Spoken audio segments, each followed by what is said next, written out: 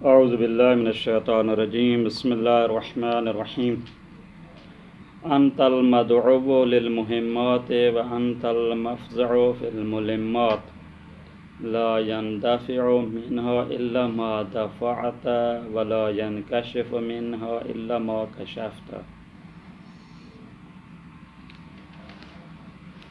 معارف safe سجادیہ کے عنوان سے گفتگو ہے، چونکہ یہ گفتگو کا جو موضوع ہے صدائے فطرت کے عنوان سے بھی ہے۔ صدائے فطرت میں گفتگو استغاثے کے حوالے سے جاری تھی کہ اللہ تعالیٰ کے علاوہ کسی اور کو پکارنا کیسا ہے، مشکل کے وقت نصرت اور مدد کے لیے پکارنا کیسا ہے۔ سیف سجادیہ کی یہ 7 نمبر جو دعا ہے، اس میں مولا فرماتے ہیں تو ہی وہ ذات ہے جنہیں مشکلات میں پکارا جاتا ہے، تو ہی پناہ گاہ ہے مصیبتوں میں، کوئی بھی مصیبت تیرے بغیر نہیں ٹال سکتی۔ اگر کوئی مصیبتوں سے نجات پانا چاہتا ہے تو فقط اور فقط تیری ہی سے ہو سکتے ہے، یعنی تیرے ارادے ہی سے ممکن ہے۔ اب یہاں پہ کوئی دوست سوال کر سکتا ہے، جب خود مولا فرما رہے ہیں کہ مشکلات میں فقط اللہ ہی کو پکارا جاتا ہے، اللہ ہی سے مشکلات ٹال جا سکتی ہیں، اللہ ہی سے مصیبتوں کو، اللہ ہی کی وجہ سے مصیبتیں دور ہو جاتی ہیں، تو کیا فلسفہ ہے کہ ہم اللہ تعالیٰ کے علاوہ کچھ اور ہستیوں کو پکارتے ہیں؟ مثلا کہتے ہیں یا رسول اللہ، یا علی مدد کہتے ہیں، یہ پاکیزہ ہستیوں کو پکارنا یہ کیسا ہے؟ تو یہ گفتگو کا محور ہے کہ استغاثہ جو ہے اللہ تعالیٰ کے علاوہ یہ کس حیثیت سے آیا؟ ہمارا یہ استغاثہ کرنا خود امام زین العابدین علیہ السلام کی تعلیم کردہ دعا کے خلاف ہے یا کچھ اور مطلب ہے؟ امام زین العابدین علیہ السلام توحید کی تصویر کو بیان کرتے ہیں کہ دنیا میں جو کچھ بھی ہے وہ پروردگار کے ارادے اور اذن سے ہے۔ اگر کہیں پہ بھی مصیبت آ جاتی ہے، مصیبت کا ٹلنا، اگر ناگوار حالات آ جاتے ہیں ان ناگوار کا ختم ہو جانا، اگر انسان پہ کٹھن حالات آ جاتے ہیں ان تمام مشکل حالات کا برطرف ہو جانا فقط اور فقط پروردگار کے ارادے ہی سے ممکن ہے۔ اب اس میں کوئی شک ہی نہیں ہے، یہ حقیقت مطلب بھی یہی ہے، توحید بھی یہی ہے۔ استغاثے میں کیا ہوتا ہے؟ استغاثے میں آپ ایک نیک اور پاکیزہ ہستی سے مدد مانگتے ہیں، مشکل کو ٹالنے کا ذریعہ جانتے ہیں۔ ایک وسیلہ ہوتا ہے، ایک استغاثہ۔ وسیلے میں کیا ہوتا ہے؟ آپ اللہ تعالیٰ اور اپنی مشکل درمیان ایک ہستی کو واسطہ بناتے ہیں کہ پروردگارہ اس ہستی کے صدقے میں میری یہ مشکل کو ٹال دیں۔ استغاثے میں کیا ہوتا ہے؟ ڈائریکٹ آپ اللہ تعالیٰ کے اس نیک بندے سے یہ عرض کرتے ہیں، اس کی بارگاہ میں یہ عرض کرتے ہیں کہ اے پاکیزہ ہستی میری اس مشکل کو ٹال دے۔ خوب، تو آیا یہ توحید کے خلاف ہے، یہ توحید کے مطابق ہے؟ لیکن توحید کا جو نظام یہ توحید ہے، پروردگار کو جو خلقت کا پورا نظام اسباب کے تحت ہے، پروردگار جو بھی کام کرتا ہے وہ اسباب کے ذریعے سے کرتا ہے۔ استغاثہ دار حقیقت یہ ہے کہ اللہ تعالیٰ کی دی گئی عطا جو اپنے بندے کو ہے اس عطا سے استفادہ کرنے کو کہتے ہیں۔ غور کیجیے گا، اللہ تعالیٰ کی دی گئی عطا اپنے نیک بندے کو جو اس نے دی ہے اس عطا سے استفادے کرنے کو ہم کیا کہتے ہیں؟ استغاثہ کہتے ہیں۔ پس عطا کس کی جانب سے ہے؟ اللہ تعالیٰ کی جانب سے۔ اس نے جو عطا کی ہے اپنے بندے کو، مثلا ابھی دیکھیں حضرت عیسیٰ علیہ السلام نے جب یہ بیان کیا کہ میں مردوں کو زندہ کرتا ہوں تو فوراً کیا فرمایا؟ باذن اللہ۔ کیا مطلب ہے؟ اللہ نے مجھے ایک عطا کی ہے۔ بنی اسرائیل لوگوں سے یہ کہہ رہے ہیں کہ حضرت عیسیٰ علیہ السلام اگر آپ کو کوئی مردہ کو زندہ کرنا ہے تو یہ اللہ نے مجھے ایک عطا کی ہے، آپ میری اس عطا سے استفادہ کر سکتے ہیں۔ وہ ہم بھی یہی کرتے ہیں، اگر کسی کی مشکل بن جاتی، علمی طور پہ مشکل بن جاتی ہے، اقتصادی طور پہ مشکل بن جاتی ہے، بیماری ہے، تمام مشکلات میں ہم کس کو پکارتے ہیں؟ ہستیوں۔ کیا مطلب ہے؟ ہم یہ کہتے ہیں کہ آپ کو اللہ تعالیٰ نے کہ عطا دی ہے، عطا کی ہے، علم کی عطا ہے، رحمت کی عطا ہے، بخشش کی عطا ہے، قدرت کی عطا ہے۔ اس دی گئی عطا کو ہم اپنے لیے تجھ سے مانگ رہے ہیں جو اللہ نے آپ کو دی ہے یہ عطا۔ اور یہ سیرت انبیاء ہے، دقت کیجیے گا، اللہ تعالیٰ کی دی گئی عطا سے استفادہ کرنا انبیاء کی سیرت ہے۔ اب یہاں دیکھیں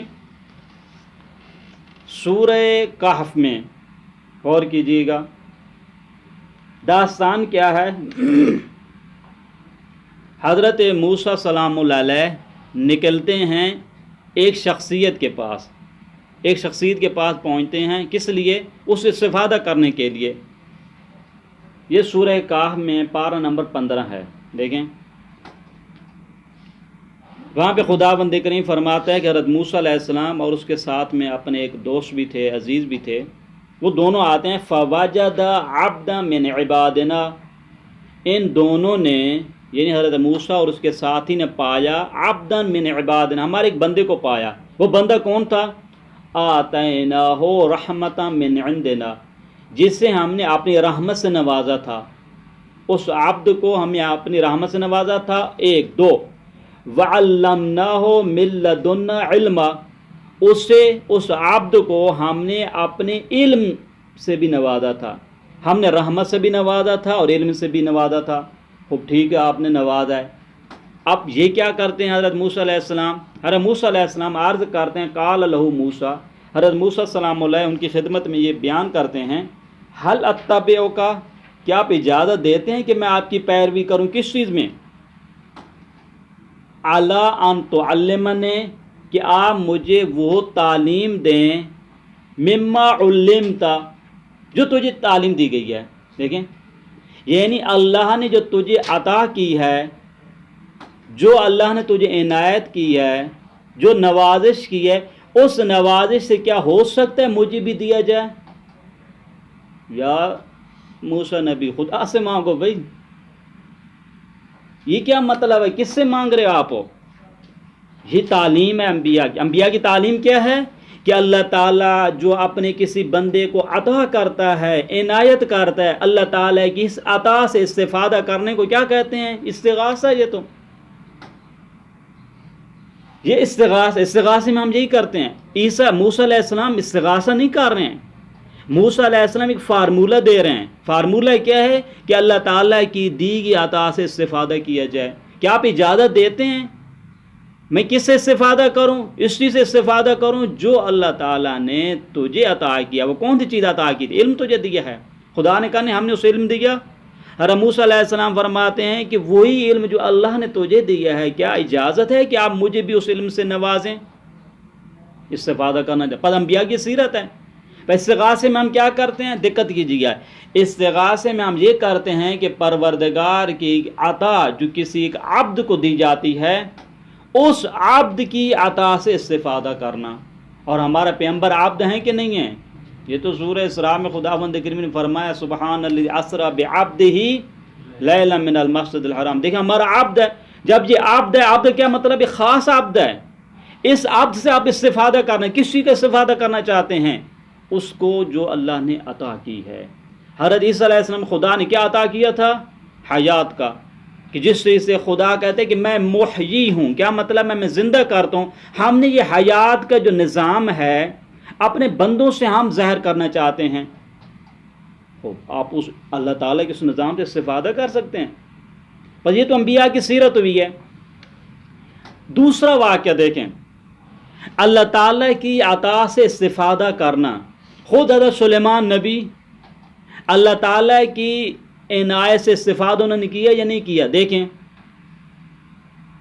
سورہ نمل، دیکھیں وہاں پہ ایک مفصل داستان ہے۔ داستان کا محور کیا ہے جناب علی؟ ہدہد پرندہ ہے، وہ یہ بتاتا ہے کہ میں جناب علی ایک ایسی جگہ سے گزری ہوں، وہاں پہ ہم نے دیکھا کہ ایک جناب علی ایسا شہر ہے، ایسا وطن ہے جہاں پہ ایک عورت کی حکمرانی ہے، اور وہاں پہ کیا دیکھا؟ وَلَهَا عَرْشٌ عَظِيمٌ، ان کے پاس بہت بڑا عرش ہے، عظیم، عظمت والا، بزرگی والا عرش ہے، تخت ہے۔ یعنی کیا مطلب ہے؟ اے سلیمان نبی، آپ یہ نہ سوچیں فقط آپ کے پاس عرش ہے، ایک اور بھی بڑا عرش، ایک بڑا عظمت والا عرش بھی میں دیکھ کے آئی ہوں۔ یہ ساری چیزیں جب بتانے لگے، اب حضرت سلیمان نبی نے کیا فرمایا؟ فرمایا کہ ہم چاہتے ہیں کہ اس پورے کے پورے عرش کو، اس تخت کو ہمارے سامنے لایا جائے۔ بھی کون لے کے آئے بھائی؟ تو سلیمان نبی نہیں کہا یا اللہ وہ عرش ہمیں بھجوائیے بھائی، اپنے فرشتوں کو بھیجیے आर्श को इधर लाइए, नहीं। कुदरत इलाही का मुजाहरा देखना चाहते हैं, अपने ही दरबार के पाकीज़ा बंदे के हाथों कुदरत इलाही का मुजाहरा देखना चाहते हैं, अपने पाकीज़ा बंदे के हाथों खुद भी नज़ारा करना चाहते हैं और दरबार में मौजूद दूसरे अफराद भी इस अल्लाह ताला की कुदरत का मुजाहरा देखना चाहते हैं।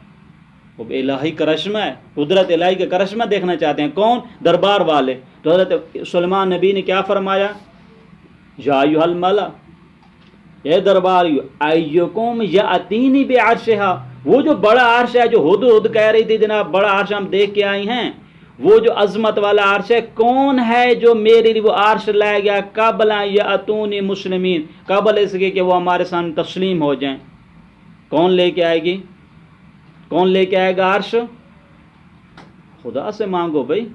ये सुलेमान नबी, आप मुवाहिद नबी हो, लोगों को तौहीद का दर्स देने आए हो, बंदों से कह रहे कौन अर्श कौन सी चीज़ है? दिक्कत करें, अर्श मामूली नहीं था, ताख ये नहीं है कि दूसरी जगह पे पड़ा हुआ था, सैकड़ों किलोमीटर का फासला है।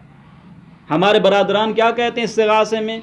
इस्तिगासे में कहते हैं कि अगर इंसान जिंदा है उससे उस चीज़ का तकादा करना जिसकी कुदरत नहीं रखता, ये शिर्क है, ये शिर्क है। आपकी कुदरत एक मोबाइल को उठा सकते हैं, एक छोटे मेल को उठा सकते हैं, लेकिन पूरी बिल्डिंग को उठाना चाहें, यह आपकी कुदरत से नहीं है, बशरी ताकत से बालातर है।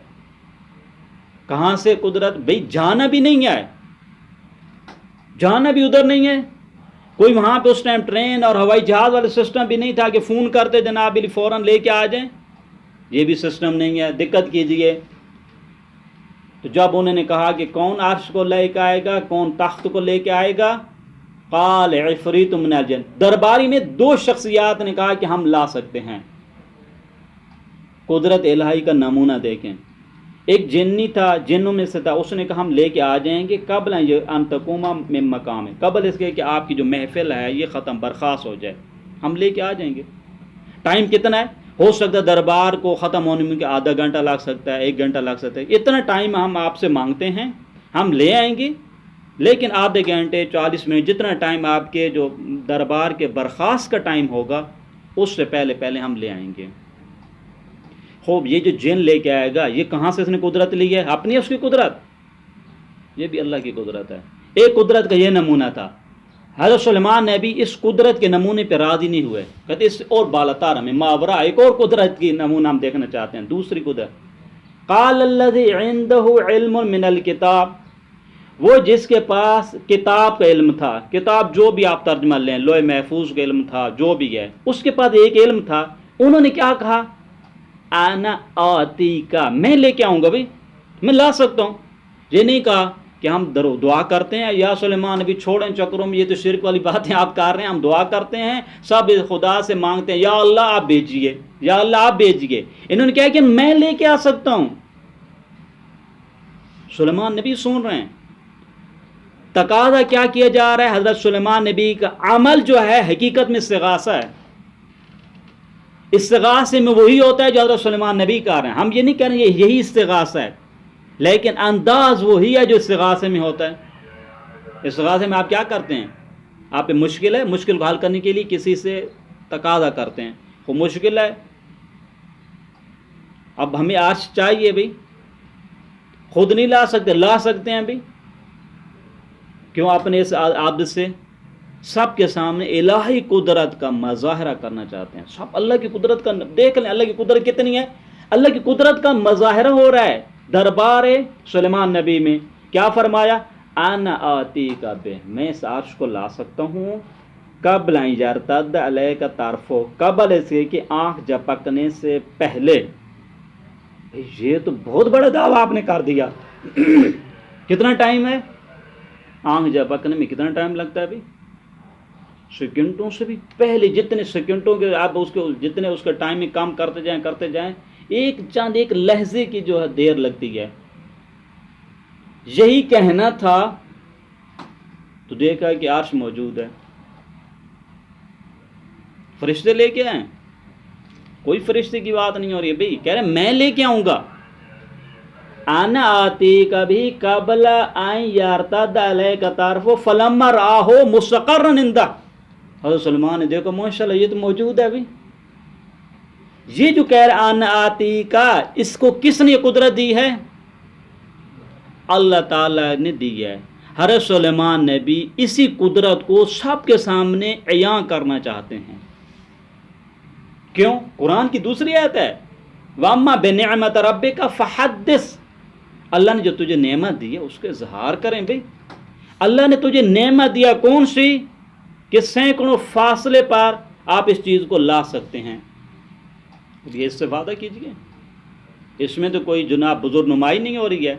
ये तो अल्लाह ताला की कुदरत का मुजाहरा किया जा रहा है, अल्लाह ताला की कुदरत का, अल्लाह ताला की दी गई इनायत से इस्तेफादा किया जा रहा है। तो क्या ये शिर्क है फिर? और यही काम अगर कोई इस दौर में करता है जनाब अली, वो कहता है जनाब अली कि ये मेरी मुश्किल है तो ये मुश्किल हो जाए। अब यहाँ पे देखा, यहाँ पे जिस्मानी ताकत का मुजाहरा नहीं है। आप कहें कि जिस्मानी मरने के बाद तो जिस्मान तो है ही नहीं भाई, बात जिस्मानी ताकत की नहीं हो रही है, उस रूह की कुदरत का मुजाहरा किया जा रहा है।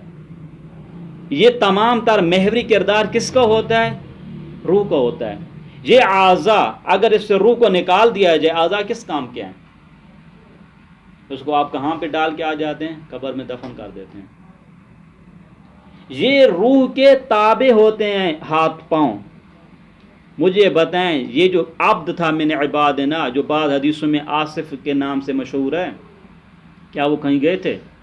क्या उन्होंने दुआ पढ़ी थी? क्या उन्होंने जनाब अली दुआ की थी? क्या नमाज पढ़ी थी? कहते हैं ये जुमला उन्होंने कहा कि हम ला सकते हैं कबल इसके एक आँख झपकने से पहले। कहते हैं जैसे उन्हें ये जुमला कहा फलम्मा रआहो मुस्तक़र्रन इंदा, तो उन्होंने अपने सामने उसको पाया, अर्श को। जो कुदरत इलाही है। अब रूह की जो कुदरत है, रूह तो हमेशा मरती भी नहीं है भाई। कुरान ने क्या कहा शहीदों के बारे में? कहते हैं इनको ला तक़ूलू अहयान बल ला तक़ूलू अमवातन बल अहया। भाई इनको मुर्दा न कहना, ये जिंदा हैं, लेकिन ऐसा जिंदा ला तशऊरून, आप उनकी ज़िंदगी को समझ नहीं पाते हो। तो मुझे ये बताओ, इन शहीदों से मेरे पैगंबर का मकाम बालातार है कि नहीं है? मेरे पैगंबर सल्लल्लाहु अलैहि वसल्लम का मकाम इन शहीदों से कम है। बदर में शहीद होने वाले का तो ये मकाम है कि वो जिंदा ताबिंदा है, और मेरे पैगंबर का कोई मकाम नहीं है। वो मर गया, उससे कोई इर्तबात भी अब कट अप हो जाएगा। दिक्कत कीजिए, हमारे पैगंबर अकरम सल्लल्लाहु अलैहि वसल्लम का जो ये जो रूह है, रूह कभी भी नहीं मरती। ये कुदरत रूह का मुज़ाहरा किया जा रहा था दरबार सुलेमान नबी में।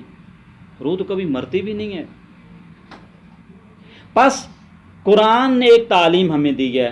क्या तालीम दी है? कि अल्लाह ताला की दी गई अता से इस्तिफादा करना। जी इस्तिगासा तौहीद है, यही है। तौहीद का क्या मतलब है? तौहीद का मतलब है कि हकीकतन जितने आसार हैं सब कुछ परवरदिगार की इजाज़त, उसके इरादे, उसके इज़्न से होते हैं। और हम क्या करते हैं? हम परवरदिगार की उस इज़्न से दी गई अता, उससे इस्तिफादा करना चाहते हैं। अब यही इस्तिगासा है। इस्तिगासे में और हम क्या करते हैं? पर तौहीद क्या है? कोई शख्सियत भी, तौहीद का महवर क्या है जनाब अली? कोई भी नुकसान को ख़त्म नहीं कर सकता, कोई भी मुश्किल को टालो नहीं सकता, कोई कुछ नहीं कर सकता, कुछ भी नहीं कर सकता, मगर अगर खुदा चाहे तो, अगर खुदा इसी मुश्किल को टालना चाहे अपने नेक बंदे के हाथों तो टाल सकता है। कुदरत खुदा की कुदरत को तो महदूद न करें भाई। हम कुदरत खुदा की बात करते हैं। जब हज़रत ईसा सलामुल्लाह अलैह, खुद ईसा अलैहिस्सलाम इस जैसे कि वो अब्द हैं, खूब उनके पास क्या है? सब कुछ अल्लाह ताला की अता करदा चीज़ है। जब ये अब्द जो है अल्लाह ताला की दी गई अता से इस्तिफादा करना चाहते हैं हम लोग, तो इसमें कौन सा शिर्क है? शिर्क कब होगा? गौर कीजिए। शिर्क ये है कि अगर इंसान इस हस्ती को खुदा के मुकाबले मुस्तकिल जानना चाहता है, वो ये कहता है इसके जो आसार हैं खुद इसकी आपकी ज़ात के, अल्लाह ताला के इसमें कोई किरदार, उसकी दी गई अता का कोई नक्श हो, रोल हो, نہیں ہے تو یہ تو ہو جائے گا شرک. یعنی اللہ تعالیٰ کے مقابلے میں الگ سے ایک دکان کھول دی. نہیں، خدا کے مقابلے میں کوئی دکان نہیں کھول رہا. خدا کی اسی سسٹم کو ہمارے سامنے اجاگر کرتے ہیں. یہ خدا کے اسی سسٹم کو، کون سے سسٹم ہے؟ خدا قدرت رکھتا ہے، اسی قدرت کا مظاہرہ خدا چاہے تو بھئی آپ نے دیکھا خدا نے اپنی قدرت کا مظاہرہ کس سے کیا؟ ابابیل کے ہاتھوں سے کیا. خدا اپنی قدرت کا مظاہرہ کرنا چاہتا ہے تو کیسے اس نے کیا؟ ابابیل سے کیا. ابابیل ایک چھوٹا سا پرندہ ہے. تو وہی خدا جو اپنے ایک چھوٹی سی مخلوق سے اپنی عظیم قدرت کا مظاہرہ کر سکتا ہے، کیا وہی ذات اپنی قدرت کا مظاہرہ اپنے بندوں کے ہاتھوں نہیں کر سکتا؟ کیا مشکل ہے اس کے لیے؟ پھر یہ سوال، بھئی وہ تو مر گیا، یہی تو قدرت کا مقام یہیں پر ہے. وہ خدا جو اپنے زندہ بندے کے ہاتھوں اپنی قدرت کا مظاہرہ کر سکتا ہے، کیا وہ خدا اپنے ہماری آنکھوں سے اوجھل ہو جانے کے بعد جو خدا کے پاس زندہ ہے اسی کے ہاتھوں قدرت کا مظاہرہ نہیں کر سکتا؟ ہماری آنکھوں سے اوجھل ہیں. یہ تو قرآن نے فرمایا کہ فَسَجَرَ اللَّهُ عَمَلُهُ وَرَسُولُهُ وَالْمُؤْمِنُونَ. تمہارے اعمال کون دیکھتے ہیں بھئی؟ اللہ دیکھتا ہے، اس کو رسول دیکھتا ہے، اس کے مومن دیکھتے ہیں. وہ کبھی تو ہمارے پیغمبر اعمال دیکھیں گے؟ دنیا میں دیکھیں گے، برزخ میں دیکھیں گے، کہاں پہ دیکھیں گے؟ بس نتیجہ یہ استغاثے میں محوری کردار کس کا ہے؟ اللہ کا ہے. قدرت الہی کا مظاہرہ کیا جا رہا ہے استغاثے میں. پروردگار کی قدرت کا مظاہرہ کیا جا رہا ہے کہ ایک عبد کوئی قدرت کو ہم دکھاتے ہیں، یہ ہمارا عبد کس مقام پر ہے. سورہ ہجر میں دیکھیں، سورہ ہجر کی آیت نمبر 72 میں یہ پیغمبر صلی اللہ علیہ وآلہ وسلم کی کتنی عظمت تھی. گفتگو کیا ہو رہی تھی؟ گفتگو یہ ہو رہی تھی کہ حضرت لوط کو عذاب دینے، حضرت لوط کی قوم کو عذاب دینے کے لیے فرشتے آتے ہیں. تو اس سے فرشتے جب آتے ہیں تو حضرت، چونکہ ان کی ایک بری عادت تھی، تو انہوں نے کیا کہا؟ حضرت لوط علیہ السلام نے سے کہا ہے کہ ہؤلاء بناتی ان کنتم فاعلین، میری بیٹیاں حاضر ہیں، آپ جو ہے شیطانی عمل انجام نہ دیں. لیکن اب خداوند کریم اپنے پیغمبر کو یہ واقعہ بتا رہا ہے. کیسے بتاتا؟ یہ نہیں کہ یا رسول اللہ، کہتا لعمرک، اے میرا رسول تیری جان کی قسم. یہ لوگ اتنی مستی میں مست ہو چکے تھے. انہم لفی سکرتہم یعمہون، اس مستی میں اصلا اندھے ہو چکے تھے. پیغمبر کی جان کی قسم ہے. کون سی جان ہے؟ وہ مرنے کے بعد اس جان کی کوئی عظمت ختم ہو جاتی ہے؟ آج تک قرآن، جب تک یہ قرآن زندہ و تابندہ ہے تا روز قیامت، قرآن میں یہ قسم بھی موجود ہے. قسم ہے پیغمبر تو مجھے تیری جان کی، تیری جان اس قابل ہے کہ ہم اس کو عنوان قسم بھی دے سکتے ہیں. یہ عظمت پیغمبر ہے. اور یہی عظمت پیغمبر جناب موجود ہے ان کی وفات کے بعد بھی. وہ ہمارے سامنے آنکھوں سے اوجھل ہو گئے ہیں، خدا کے سامنے تو موجود ہیں بھئی. ہماری آنکھوں سے غائب ہو جانا، ہماری آنکھوں سے نہ آنا، اس کا یہ مطلب نہیں کہ اللہ تعالیٰ کی نگاہوں سے بھی گر چکے ہیں، اوجھل ہیں. وہاں تو اوجھل سسٹم نہیں ہے. بس الہی سسٹم کو غور کیجئے. توحید کیا ہے؟ توحید یہ ہے کہ اللہ تعالیٰ کا تمام تر کردار جو ہے فقط اور فقط پروردگار کے ارادے اور اذن سے ہوتا ہے. اگر وہ اذن چاہے تو زندہ شخصیات سے بھی اپنے قدرت کے مظاہر دکھا سکتا ہے، اگر چاہے تو ان کے موت کے بعد بھی دکھا سکتا ہے. یہ تو قدرت پروردگار کی بات ہو رہی ہے. ہم تو یہ نہیں کہہ رہے ہیں کہ انہوں نے جناب علی، ہم تو یہ نہیں کہتے انہوں نے پروردگار کے مقابلے میں الگ سے سسٹم کھول دیا ہے. نہیں، ہمارا استغاثے میں عنوان یہ ہے کہ اللہ تعالیٰ کی دی گئی قدرت کو بندوں کے لیے ظاہر کرنا. جس طریقے سے حضرت عیسیٰ علیہ السلام خود فرما رہے ہیں کہ احیی الموتى باذن اللہ، میں مردوں کو زندہ کرتا ہوں اللہ کے اذن سے، کرتا ہوں. تو یہی وہ شخصیات ہیں، یہ حیات کا جو نظام ہے پروردگار نے حضرت موسیٰ علیہ السلام حضرت عیسیٰ علیہ السلام کے ہاتھوں دے رہے ہیں کہ مردے کو آپ زندہ کر سکتے ہیں، ہم یہ طاقت آپ کو دے رہے ہیں، اور اگر یہی طاقت خدا بند کسی عبد کو دے دے تو اس میں آپ کی کیا مشکل ہے؟ ابھی شرک کہاں پر ہوتا ہے؟ شرک غور کریں، شرک کا مطلب یہ ہے کہ ایک اللہ تعالیٰ ہے، اس کے مقابلے میں ایک اور شخصی کو آپ کھڑا کر دیں، تو یہ تو ہو جائے گا شرک۔ لیکن اگر اللہ تعالیٰ کی دی گئی قدرت کا مظاہرہ خدا اپنے بندوں سے ہاتھوں سے دکھانا چاہتا ہے، یہ تو عین توحید ہے بھائی۔ آپ مجھے بتائیں، جب خدا بندے کی اپنی قدرت کا مظاہرہ کرنا چاہتے ہیں، کیسے آپ کو پتہ چل گیا خدا قادر ہے؟ کوئی طریقہ کار تو ہونا چاہیے، وہ یہ آثار دکھائے گا۔ خدا قدرت کا اظہار کیا اصحاب فیل کے ساتھ، کیسے جناب کعبہ شریف کو گرانے والے لوگ، کیسے خدا نے اپنی قدرت کا مظاہرہ کیا، کیسے؟ ایک ابابیل ہے، ان کے جناب علی ان کے پاس کیا تھے؟ کنکر تھے، چھوٹے کنکر، پتھر بھی نہیں تھے، بڑے میزائل نہیں ہیں۔ خدا کے ہاں خدا کے نظام ارادے سے چلتا ہے۔ اب یہاں پہ ہوا کنکر، یہ خدا کی قدرت ہے، اور وہی اللہ تعالیٰ اپنی اسی قدرت کو اپنے کسی بندے کے ہاتھوں ظاہر کر سکتا ہے۔ یہ تو کوئی مشکل نہیں، یہی تو قدرت ہے۔ پس استغاثے میں اہم رول کیا ہے؟ اللہ تعالیٰ کی قدرت کا اعیان کرنا اپنے بندے کے ہاتھوں، یہ عین توحید ہے، اس میں کوئی مشکل ہو نہیں۔ بس قرآنی تعلیم ایک تو یہ ہمیں بتاتی ہیں، خلاصہ کلام یہ ہوا، قرآنی تعلیمات ہمیں یہ بتاتی ہیں کہ اللہ تعالیٰ کی دی گئی عطا سے استفادہ کرنا یہ انبیاء کی سیرت ہے، انبیاء کی کوئی شرک نہیں ہے۔ حضرت موسیٰ علیہ السلام استفادہ کر رہے ہیں اللہ تعالیٰ کی دی گئی عطا جو علم کی صورت میں تھی، ایک عبدا من عباد، اللہ تعالیٰ کے بندے سے۔ حضرت سلیمان نبی اللہ تعالیٰ کی دی گئی عطا جو ان کے دربار میں ایک شخص کے پاس تھی، اس سے استفادہ کر رہے ہیں۔ استغاثے میں بھی ہم یہی کرتے ہیں، ہم بھی استغاثے میں یہی کرتے ہیں، ہم اللہ تعالیٰ کی دی گئی عطا سے استفادہ کر، اللہ تعالیٰ کی دی گئی عطا یہ ذہن میں رکھیں، اللہ تعالیٰ کی دی گئی عطا چاہے علم کی صورت میں ہو، قدرت کی صورت میں ہو، ہمارے ایک مشکلات ہیں، اخلاقی مشکلات ہیں، تو کہتے ہیں آپ استغاثہ کریں اپنے پیارے سے، استغاثہ کریں جناب علی پاکیزہ ہستی سے، لہذا کو مشکل ہو نہیں ہوگی۔ پس نتیجہ بحث یہ ہوا، استغاثہ در واقع در حقیقت پروردگار کی دی گئی عطا اپنے بندے کو جو دی ہے اس عطا سے استفادہ کرنے کو ہم استغاثہ کہتے ہیں، اور یہ قرآن کی تعلیمات کے عین مطابق ہے، اور یہی توحید ہے، اس میں کوئی شرک نام کی کوئی چیز ہو نہیں پائی جاتی۔ صلی اللہ علی محمد و آلہ الطیبین الطاہرین۔